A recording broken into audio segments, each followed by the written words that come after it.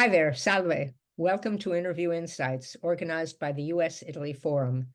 I'm Claudia Flisi, a journalist in Washington, D.C., and a graduate of SCIUS, the Johns Hopkins School of Advanced International Studies, which hosts the forum. Today's conversation is with Barbara Nappini, president of Slow Food Italia since 2021. She's Fiorentine, that means Florence, born and bred, and has a background both in fashion and in farming. She began working with Slow Food in 2012 and rose through the ranks to her current position. Benvenuta, Barbara. Welcome to the forum. Ma grazie. Thank you so much. It's a pleasure to be here.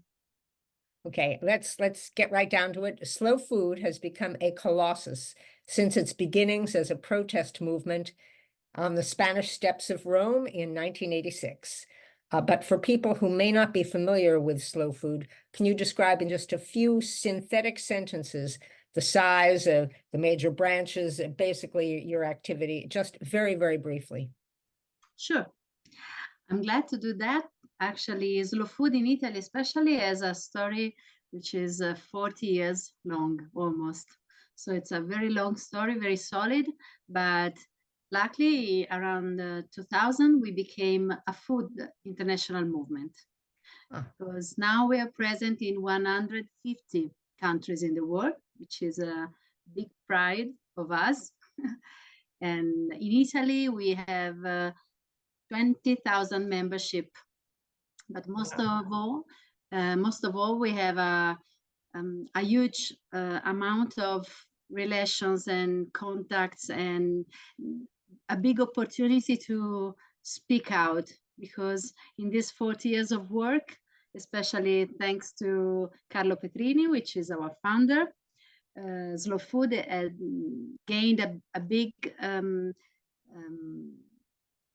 following, maybe?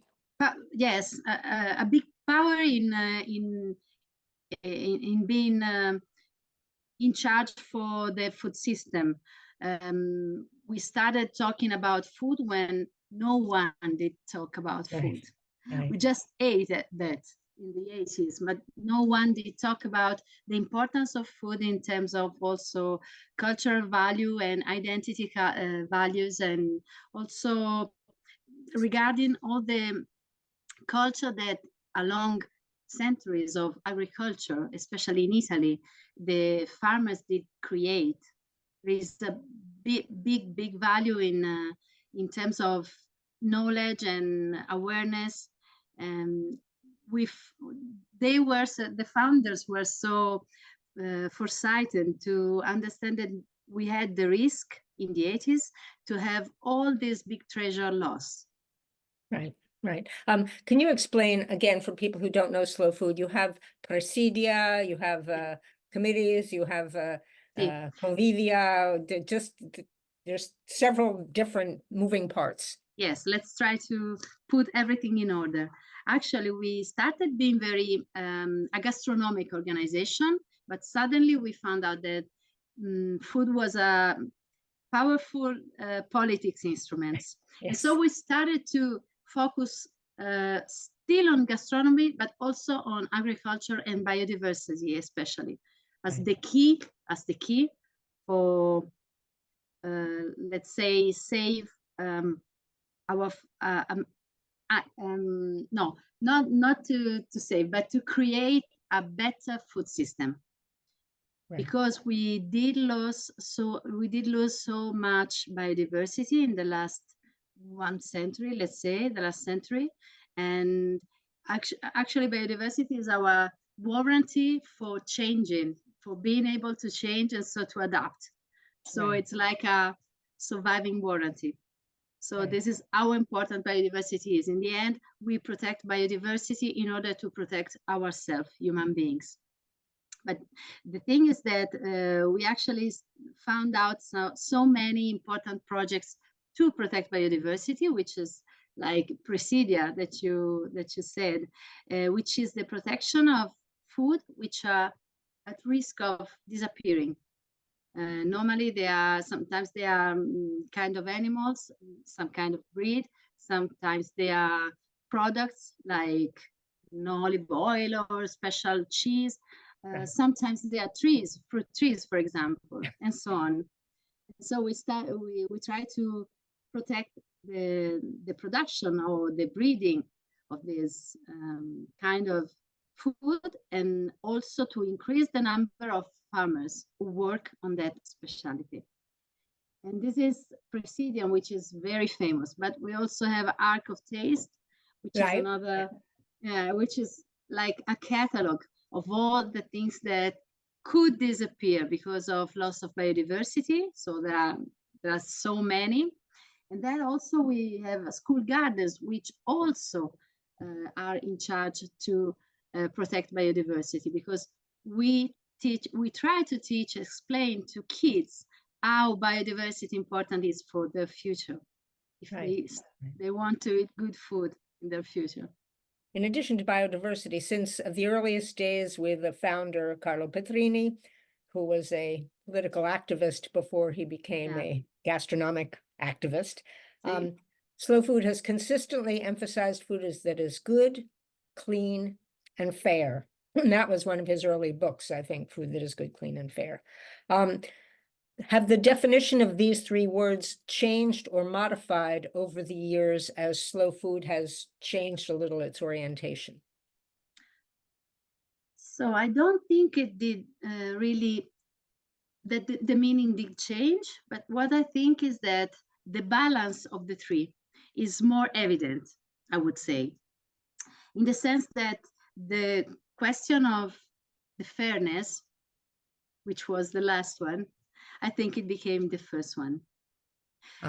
We said a quality food must be good because it must be a pleasant experience to have it, and then it must be clean in order to not have a bad impact on the environment. But then in the third place, we said it has to be fair. No one has to be exploited. Not also no one today, we would say, but also no animal, and maybe no, of course, no, not the planet. In this sense, we recently, a few years ago, we started to say good, clean, and fair for anyone. And this for anyone emphasizes the fair, I think. Because nowadays, I think the core question behind a good food system is the access to natural sources, which is not granted for 8 billion people on the earth as the same level, but which should, especially now that we are aware that natural resources are not never ending, but they have their own. So with the priority of biodiversity preservation, and you've discussed some of the programs that you've introduced and some of the evolution of the organization to address this.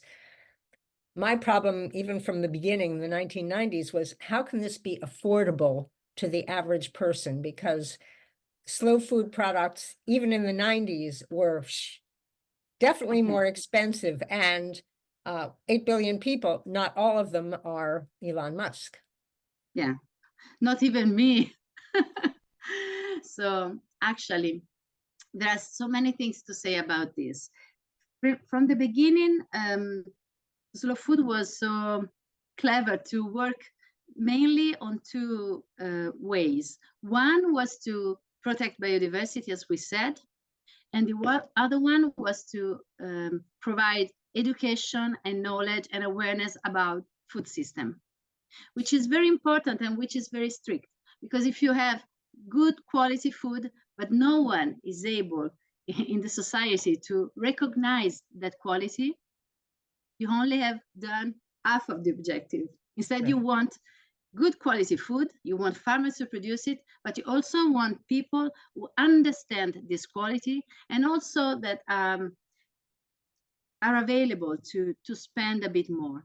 Of course, Claudia, it's true that sometimes we know that food is quite expensive and not everybody can do that, but there are so many things to say about this.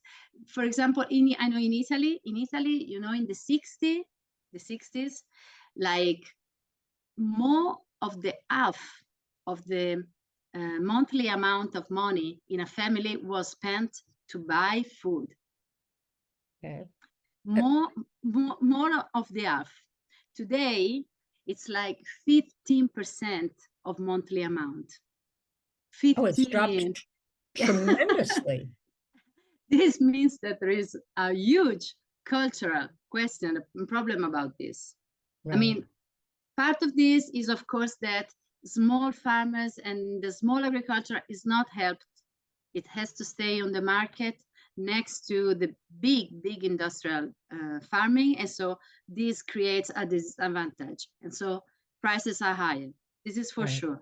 But on the other side, we must also say that we make choices regarding what we know about things, the instrument we have to choose, what we know about food, what the value we give to what we eat. Someone said that we are what we eat, but I would say also the opposite. We eat as we are. So if you think that food is also a way of respecting yourself and building yourself the way you want to be built, because you know, what I eat becomes me, what I eat becomes me, it is very important to have good, clean, and fair food. It's true. It's still difficult, but I understand what you're saying. Slow food, you mentioned how many countries you're in. For many years, and perhaps still today, the United States is the second, or has been the second largest chapter, let's say, of slow food internationally outside of Italy. Does this have any impact on your focus and programming? And the reason I ask is because I know that there have been periods, I don't know if today, but there have been definite periods when the US government has not been a big fan of slow food. Yes, and also a period in which they were. Because you know for sure that Alice Waters, which was friend of Michelle Obama, so she is the one that we have to thank for the project of school gardens. She was the one who first in US started to make them and told us how important they were. Now we have in Italy 500 school gardens. So yeah, in 500 schools. So it's a big net of teachers and families and kids. So, however, I think that there is a big added value in being part of a worldwide net.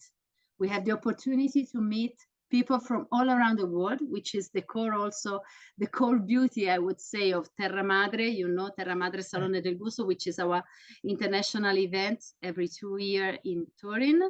And everybody who goes there and see all this food system represented by the farmers, coming from all over the world, they suddenly understand the importance of a global food system and a fair global food system. So when there is the Congress, the International Congress, we meet all together. So this is really a huge opportunity of knowing people and understanding how different is the world all over the world, and also how different is slow food, because we do not have, let's say, a colonialist attitude. So in Italy, we have 20, as I told you, 20,000 membership, but in so many places in the world, we don't even have membership, because it would be not logic, not natural. So slow food become very similar to the country in which it takes place. So it reflects the local mores. Exactly. So people decide what slow food has to look like in their own country. This is very good, I think. Turning to an international focus at Davos in January of 2024, you, Slow Food Italia, called attention to the 14.5 million deaths predicted between now and 2050 due to climate change, and the loss of $12 trillion over the same period for the same reason. Can you give me the sources of these predictions and what slow food is doing, in addition to sounding the alarm, what you're doing to try to prevent this from happening? Yeah, this data comes from the World Economic Forum. They have this. They presented this data during the the conferences, and also you can find them on their site, on the website. So everything is published and readable. Unfortunately, we have this word, I don't know, I'm sure you have in English, which is profughi climatici, climate refugees, maybe. Yes. Yes. This word puts in evidence how strictly is the connection between the people, migration of people with the climate change. Of course, in a world which is, let's say, in a simple way, divided into a rich north of the world and a very poor south of the world, of course, the heaviest, the hardest impact of climate change is going to be on the south of the world. And so I think in this case, the first thing I want to say is that I always feel a bit sad when in the same paragraph, which we did because we were quoting, but in the same paragraph, we put the death of people with the loss of money, because I think we can really change this unfair system only if we start to understand that there is nothing as valuable as human life and human beings and the welfare of human beings. We believe in the right of every human being to have a life of prosperity, and for that is important the food that nourish it. And so that's how slow food went from gastronomy to politics. Politics, see. And so we have to sometimes put aside the economic question, which is always seems to be the priority. But then, although I'm going to turn back to the economic question, this past week, there have been quite a few farmers' strikes throughout Europe. In France always, but not only in France. No, all over. And Slow Food supports, according to your press communiques, you support this protest, pointing out that 80% of the common agricultural policy of the EU, 80% of their financing goes to 20% of agricultural entrepreneurs, rewarding primarily those of intensive farming, which Slow Food, obviously, from what you've said, obviously opposes. Can you elaborate on this? Sure. Yes, this is very connected to the things that we were saying before. I think the climate refugees have a lot to do with food sovereignty, which is not granted. And at the same time, food sovereignty is not even granted in the north of the world. I mean, it's not, if I want to, I live in the countryside, everywhere there is agriculture, and I also see some corn in the field while I drive, no? But if I want to buy that corn, I don't find it in the stores. So I also I don't see my food sovereignty granted. So this is a big thing about the tractors and the protest. Of course, we respect the protest, and we think that we must avoid to make it too simple, because on the tractors there are some people, some farmers, which have very huge farm, which have had a lot of benefits in the past years, and which now seem to they seem to be afraid that all this profit could go down a little bit. And beside them, there is the small farmer, the one that has in the last year had no benefit from the politics in agriculture in Europe, and is still has the need to survive. Is different. On one side, you can have a problem of lower profit, and on the other side, you can have the problem of surviving. So yeah, of no profits. This is exactly. So this is all together, and this all has to do with the past bad politics about food. I want to say this because people are saying on the press too easily. They're saying that the enemy is the Green Deal, which is not yet realized. So it cannot be that. The problem now is the bad politics of the past. So from now on, now that we know that there are climate refugees, that we have small natural resources that has to be available for 8 billion people on the world, and we still don't have food sovereignty. We still don't have the right to good, clean, and fair food for all. We still have almost 1 billion people that are starving, and they are starving not for scarcity, but poverty, because we also know that 1/3 of the global production of food is wasted. Right. And with the wasted, we know that 4 times people who are starving would be nourished. So we must say a gloomy picture. People die.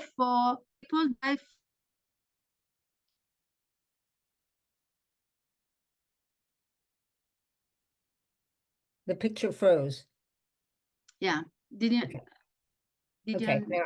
Now I hear you again. Let's end on a more upbeat note. Although it's great that Slow Food is involved in this, that somebody is working to call attention to these problems. But let's be a little more frivolous at the end. See. What is your personal favorite food to grow, since you are also a farmer, an agricultural expert? What's your favorite food to cook? And what's your favorite food to eat? Because those aren't necessarily the same. So I'm ready, because I like to cultivate olive trees. Oh. I have some olive Tuscany. trees, so we produce our own olive oil, which is a big thing. I really like it. It's, in Tuscany, it's quite spicy and a bit bitter, but we like it that way. And I like to have olive oil on the bread that I make. I make home bread with mother yeast. I do this is a lot of time, maybe 15 years. Yeah, it's quite a lot of time. So I don't usually buy bread. If I don't make it on my own, I don't have bread, but I try the same to make it. So a good slice of bread homemade with my olive oil. And if I go out and I'm so lucky to find truffle, that is my favorite food. Right. So you don't have any pigs at home? No. I'm vegetarian. This is my personal choice.